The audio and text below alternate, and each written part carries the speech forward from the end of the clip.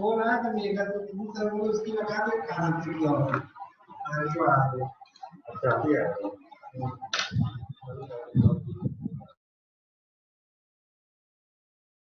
चलिए मैं बताता हूँ आपको।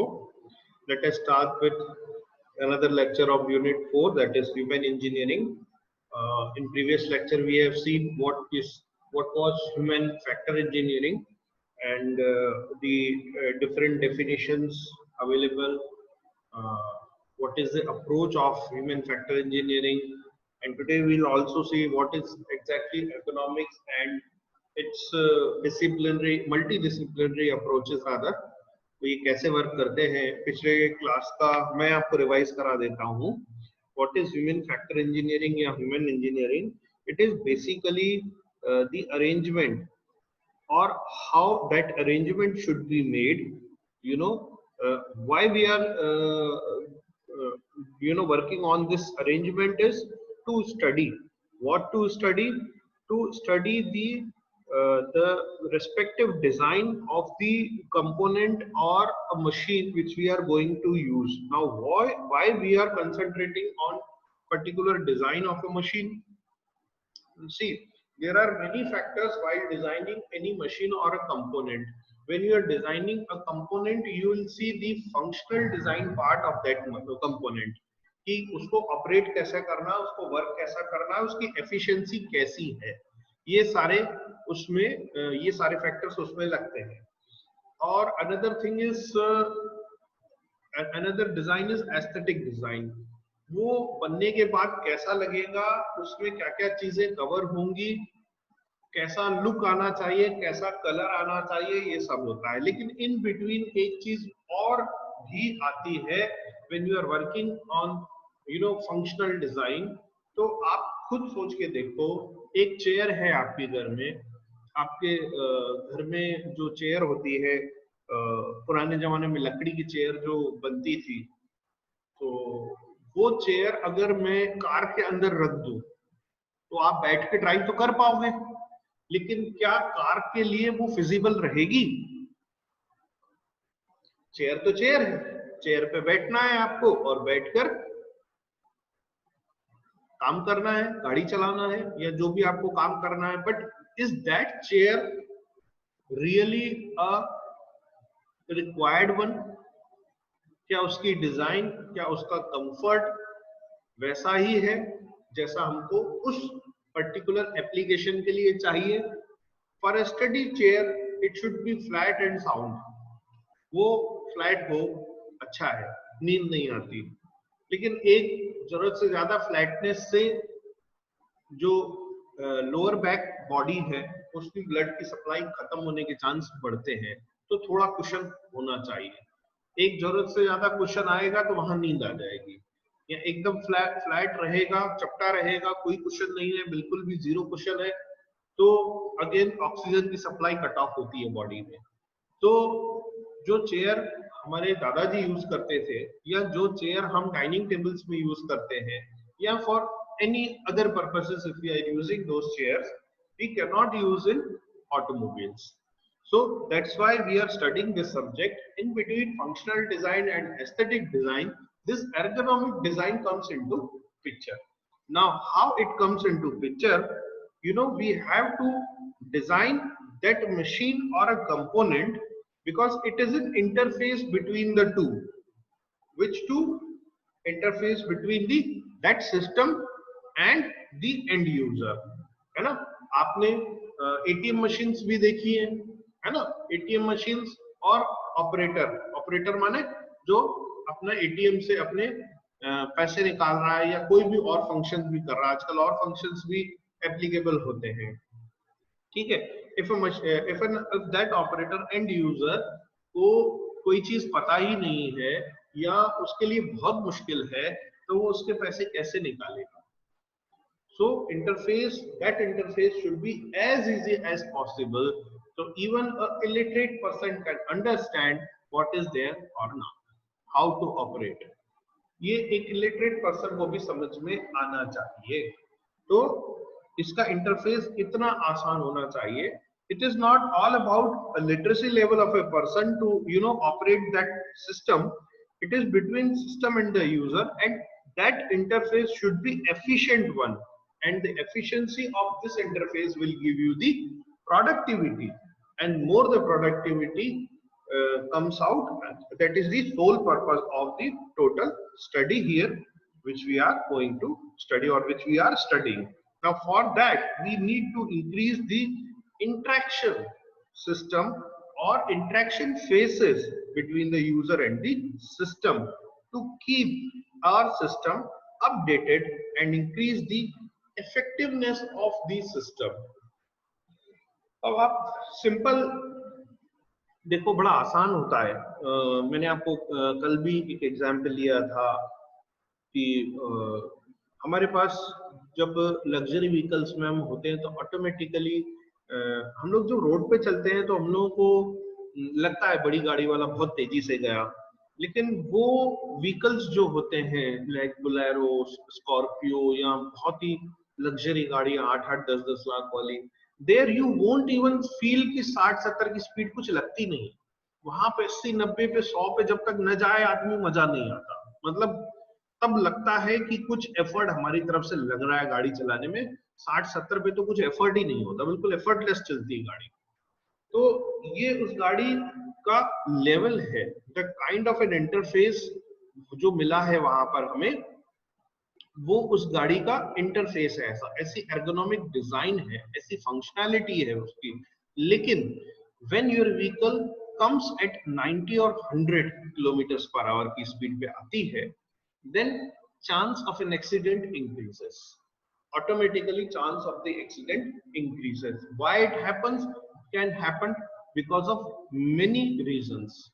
You cannot allow your you cannot allow your attention to take off either from steering or from the main window screen. जो जिस कांच से आप देख रहे हो वहां से आप अपना ध्यान नहीं हटा सकते। ज्यादा से ज्यादा आप अपना ध्यान सिर्फ और सिर्फ स्टीयरिंग तक ला सकते हो, वो भी नजर नीचे किए बिना, क्योंकि इस एंड पे जब आप इस हाई स्पीड पे हो तो आपकी गाड़ी थोड़े से फ्रैक्शन में भी कहीं भी डिफ्लेक्शन मारेगी, दूसरी तरफ निकल जाएगी और आपका या दूसरे व्यक्ति का नुकसान हो सकता है। फॉर दैट रीजन जो विंडो स्क्रीन ग्लासेस है, ब्लूटूथ है, एफएम रेडियो है, कॉल रिसीविंग बटन्स हैं, वो सारे के सारे एसी बटन्स हैं, वो सारे के सारे बटन्स या कंट्रोल्स हाई एंड या लग्जरी एंड वाली कार्स में आपको स्टीयरिंग में ही फिट करके दिए जाते हैं। And with some practice, without अपनी नजर को बिना इवन स्टीयरिंग तक ले जाए, आपको पता होता है कौन सी चीज कहाँ है। The same has happened with your ABC, accelerator, clutch and break.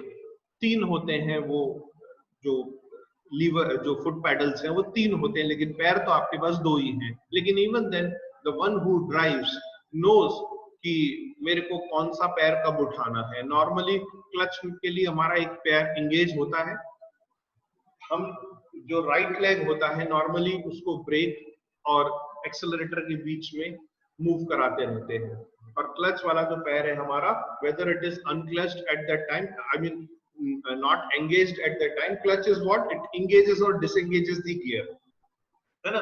जब हमको गियर चेंज करना होता है तो we need that engage, फिर गियर चेंज हुआ, फिर जब छोड़ेंगे तो it will disengage और उस पर्टिकुलर गियर पे ही स्पीड बढ़ती है। So this happens mechanically inside the engine। तो उस समय हम जब ये कर रहे होते हैं, उस समय जब हम ये कर रहे होते हैं तो फुट पैडल्स तो तीन होते हैं, लेकिन एक मिनट चल रही है, please.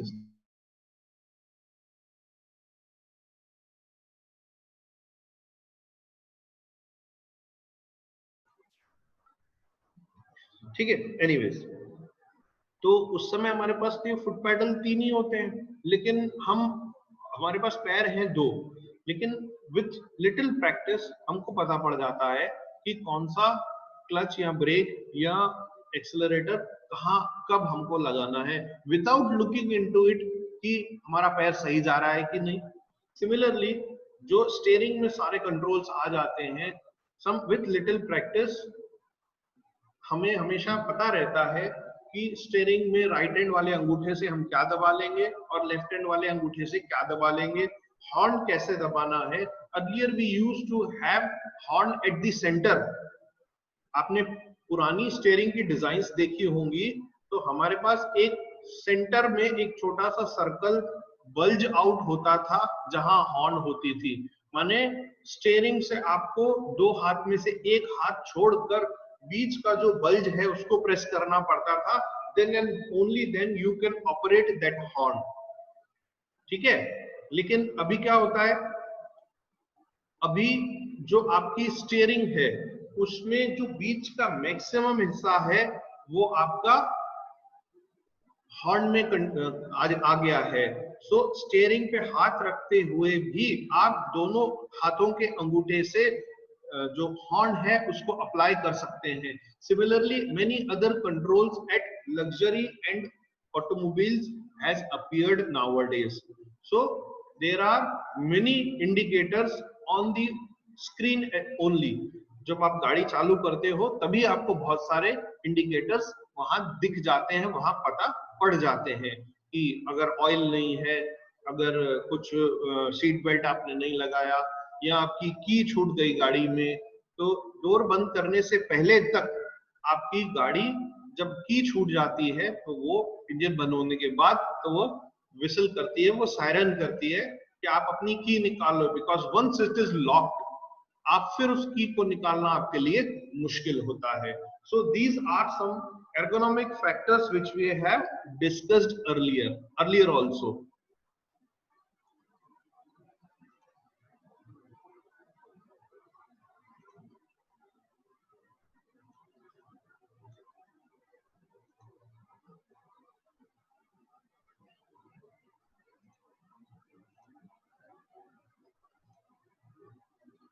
Okay, now we will discuss, we have not discussed yet the what comes under in that. The human factor normally consider the 4 steps, like first one is arrangement of control and displays. Okay, next one is like the physical environment. Okay, the third one is health issues, and the fourth one is use of colors. So these are the basic factors which one has to look into while designing in particular interface between system and the end user. So the first one is our physical and arrangement of controls and displays. The first one is arrangement of controls and displays, second one is physical environment, third one is health issues, and fourth one was the use of color. The first one is arrangement of control and displays. So you have seen what exactly control and displays require. आपने video game खेला होगा, और मेरे time पे Mario video game होता था, तो Mario video game होता था तो हम लोग को बहुत मजा आता था। हम लोग पढ़ने के लिए भले ही 2 घंटे बैठते थे, लेकिन वीडियो गेम खेलना हो तो हम 4-4 घंटे 6-6 घंटे लगातार खेल सकते हैं। व्हाई? क्योंकि जो बुक होती है उसमें डिस्प्ले में क्या होता है, बहुत कम फोटोग्राफ्स और ब्लैक एंड व्हाइट बुक्स होती हैं, तो it's not that interesting.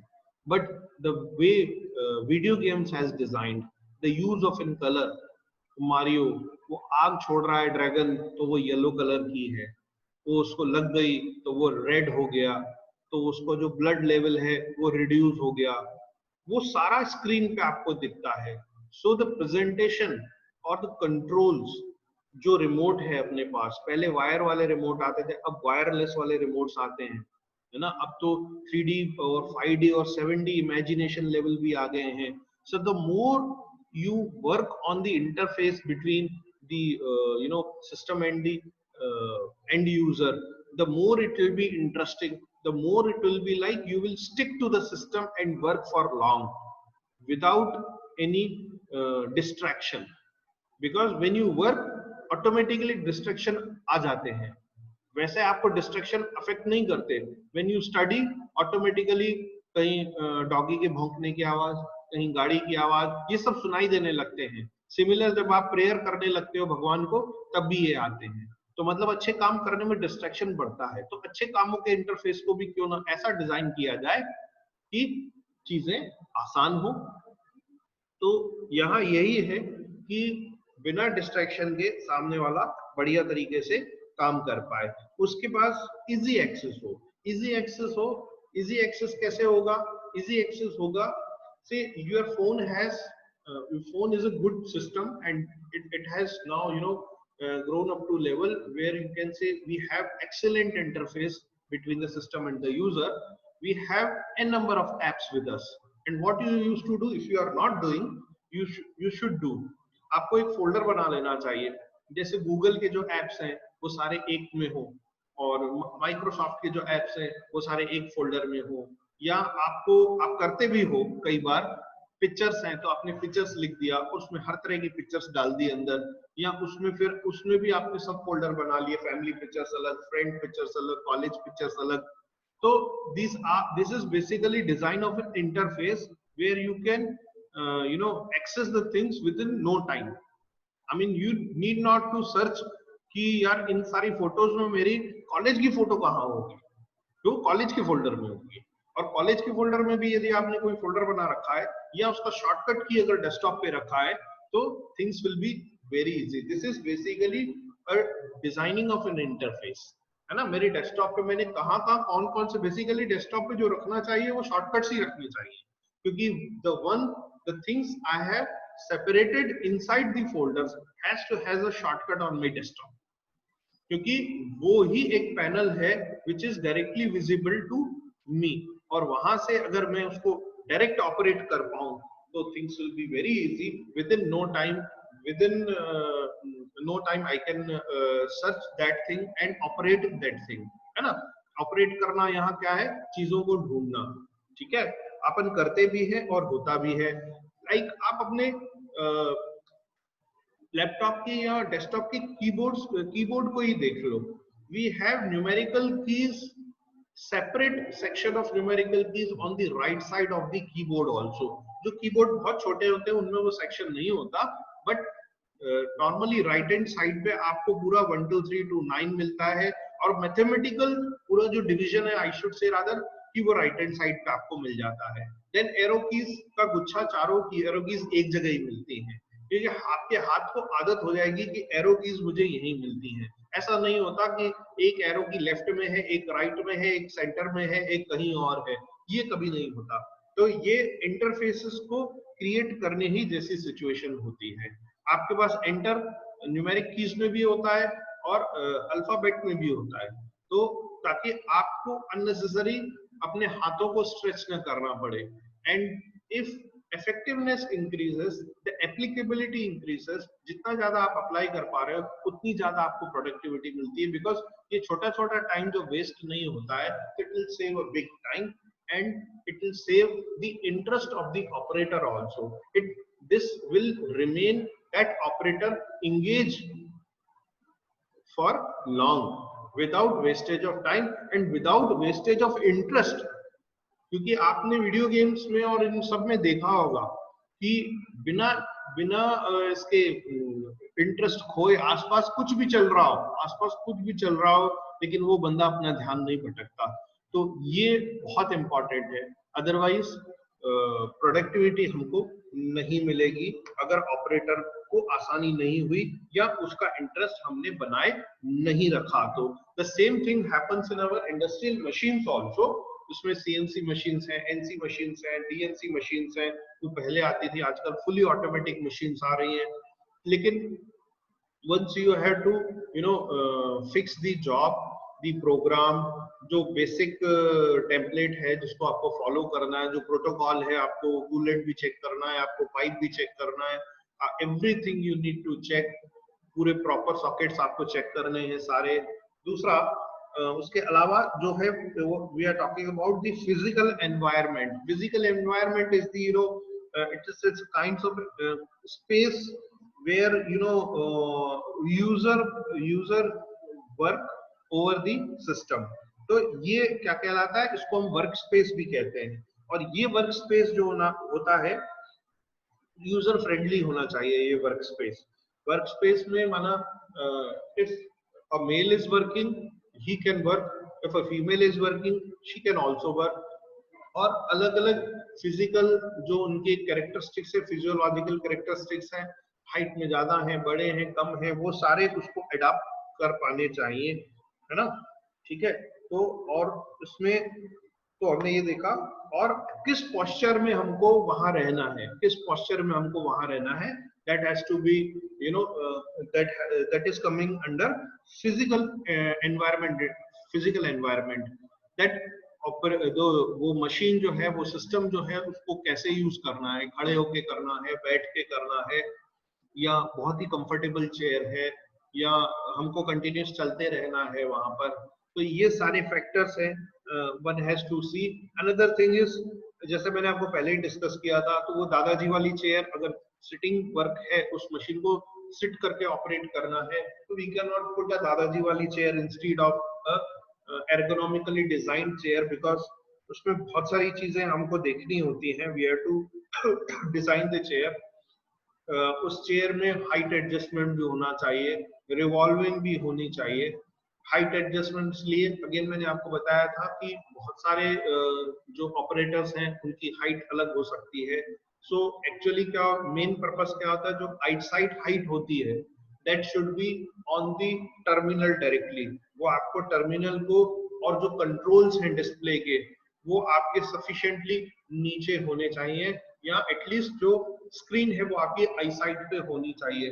To do that much adjustment we should know, we should have that flexibility in the designed chair, okay, कि वो उसकी स्क्रीन को हम आई लेवल पे ला सके। Now comes the health issues.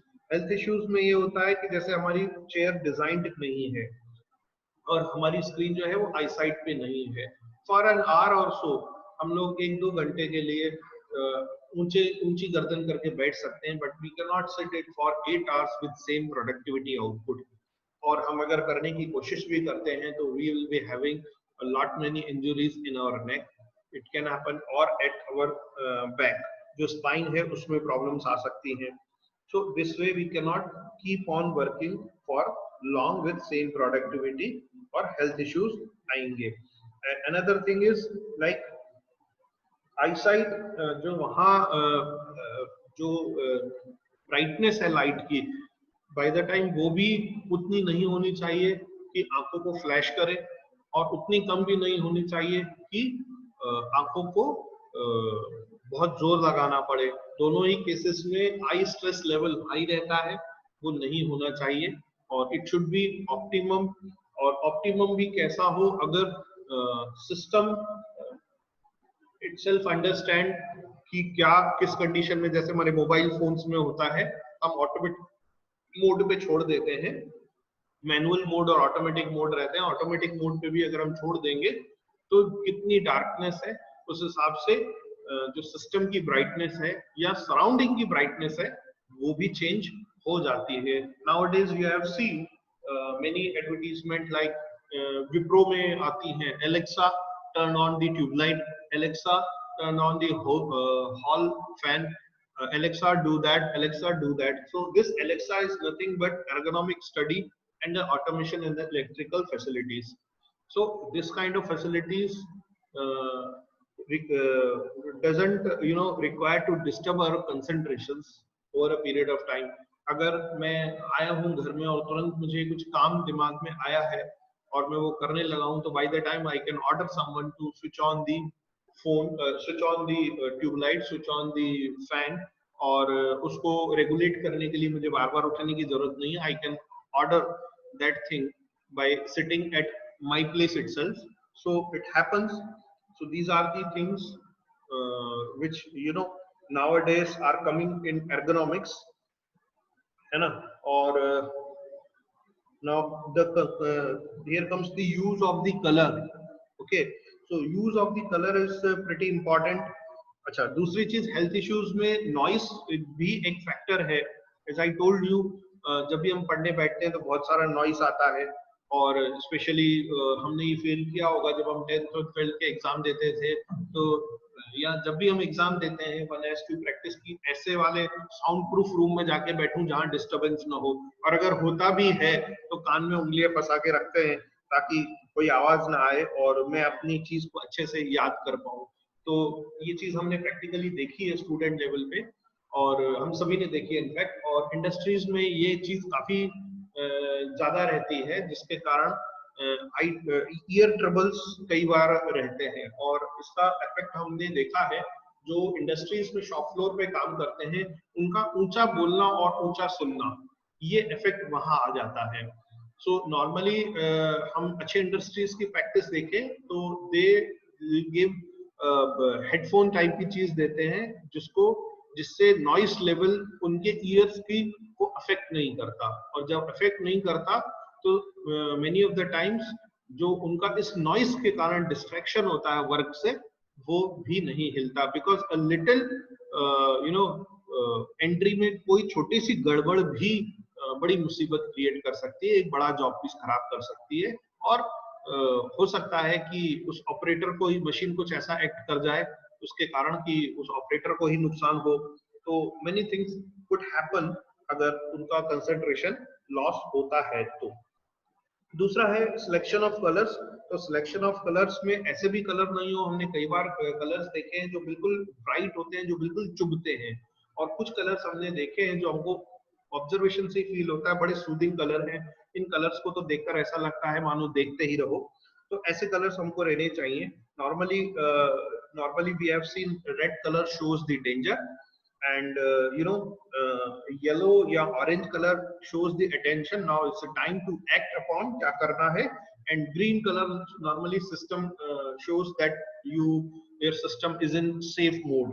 Okay, normally we have seen in our battery कि sufficient अगर battery होती है 90% 80% तो it shows green color, अगर 40% के आसपास आती है तो it gives you the attention that it needs a charge by showing it orange, or sometimes if it's like 10 या 20% अगर बैटरी है तो it shows like red कि अब बहुत ही ज्यादा लो हो गया है, any time within half an hour or 1 hour your system may go off, your mobile phone will go off. अच्छा, दूसरी चीज जो फिजिकल एनवायरनमेंट होता है उसमें if the operator has the sitting work all the time, तो उसमें उतना स्पेस थोड़ा सा होना चाहिए कि 2 मिनट के लिए थोड़ा सा वॉक करके वापस आ सके, इफ ही और she can spare the work for a time being, ताकि उसकी बैक को प्रॉपर रेस्ट मिले। थोड़ा सा वॉक कर लिया 2 मिनट फिर वापस बैठ गए। Now this work space has this much design कि उसमें ये सारी चीजें हो। Hopefully you have understood this human factor engineering, and today we have taken these things a little ahead. Now we'll see what is ergonomics is all about in our next coming lecture.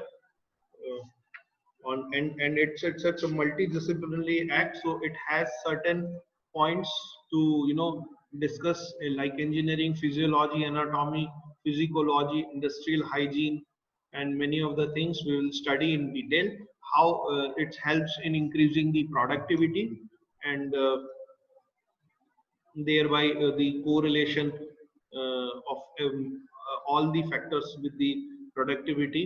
So this will be the topic, ergonomics, productivity and work environment, how they are related. We will discuss upon the points also, and we'll see the historical background as well. Hope you have understood this topic, and we'll cover it in detail in the next lectures as well. If you have any doubt, you can ask me now or even later.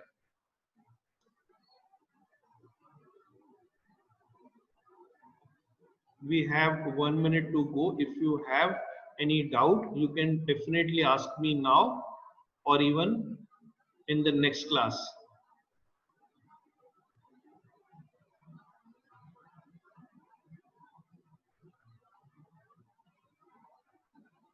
Okay, thank you. We'll meet in next class. Thank you, sir.